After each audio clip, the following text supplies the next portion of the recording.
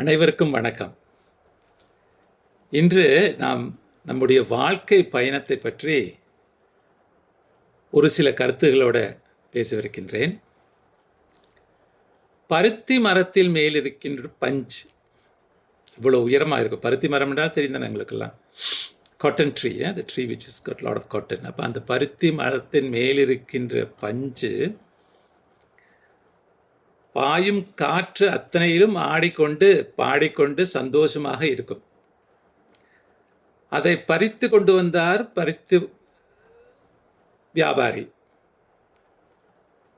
அந்த பருத்தியை யந்திரத்தில் விட்டு நூலாக ஆகி நூல் கண்டுகளாக மாறி அந்த நூல் கண்டுகள் துணி நெய்பவர்கள் ஒன்றோடு ஒன்று சேர்த்து நெய்து துணியாக மாற்றினார்கள். இப்பொழுது அது ஒரு துணியாக மாறிவிட்டது.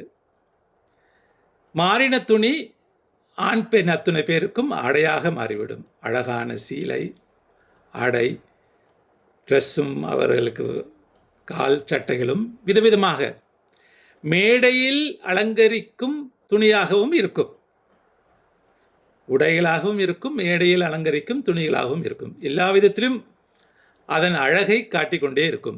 அவ்வளவு அழகாக இருக்கும் ஒவ்வொரு துணியிலும். இது நாள்பட மேடையில் இருந்தாலும் சரி, நம்ம ஆடையாக இருந்தாலும் சரி, அழுக்கு தேர்ந்து அது பழைய துணியாக மாறிவிடுகிறது. பழைய துணிகள் சிலவர்கள் எடுத்து தீயில் எரிப்பார்கள், இல்லையென்றால் களைந்து விடுவார்கள், அதை எரிந்து விடுவார்கள். இல்லை என்றால் அது என்ன செய்யும், கடைசியில் அது துண்டு துண்டாக வெட்டி நம் ரேக்ஸ் என்று சொல்கிறோமோ கரித்துணியாக மாறிவிடும். அடுப்பங்கரையில் கரித்துணியாக மாறிவிடும். மேதை துடைக்கின்ற துணி இப்படி எல்லாம் மாறிவிடும்.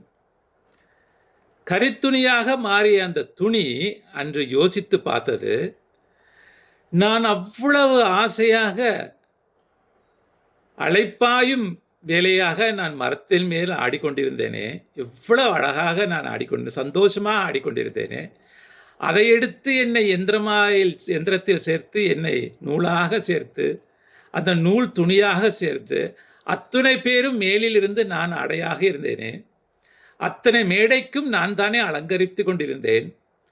இப்பொழுது நான் சூடுபட்டு அழுக்குப்பட்டு எல்லா விதத்திலும் என்னை தேவையில்லாத ஒரு பொருளாக ஆகிவிட்டேனே. இதுதான் மனிதனுடைய வாழ்க்கை. எவ்வளவு மேலே நாங்கள் இருந்தாலும் ஒரு காலத்தில் நாம் கீழ் வர வேண்டும். நமக்கு முடிவு இப்படித்தான் வரும். அந்த முடிவிலும் நான் ஒரு கரித்துணியாக இருந்தாலும் நான் உபயோகமாக இருக்கின்றேன். பாருங்கள், அங்கே தான் பார்க்க வேண்டும். நாம் எவ்வளவு தான் தாழ்ந்து வந்தாலும் நாம் ஒரு உபயோகப்படும் ஒரு ஆளாக இருக்கணும். உபயோகப்படும் ஒரு பொருளாக இருந்தால் அதுவே நமக்கு சந்தோஷம். பெண்கள், தாய்மார்கள் அந்த கரித்துணியை எடுத்துக்கொண்டு வரும்போது அதை அலசி துடைச்சு திரும்ப காய வச்சு அது மேலே எவ்வளோ சந்தோஷப்படுவார்கள் தெரியுமா? சில தாய்மார்கள் பழைய கரித்துணியில் வீச மாட்டார்கள். ஏனென்றால் அவருடைய கைப்பிடியில் இருக்கின்ற அந்த கரித்துணியில் அவ்வளோ சந்தோஷமாக திரும்ப திரும்ப கழுகி துவைச்சு அவர்கள் கொண்டு வருவார்கள். அப்பொழுதும் பாருங்கள், ஒரு உபயோகப் பொருளாகத்தான் இருக்கின்றது. அதுதான் நம்முடைய வாழ்க்கை.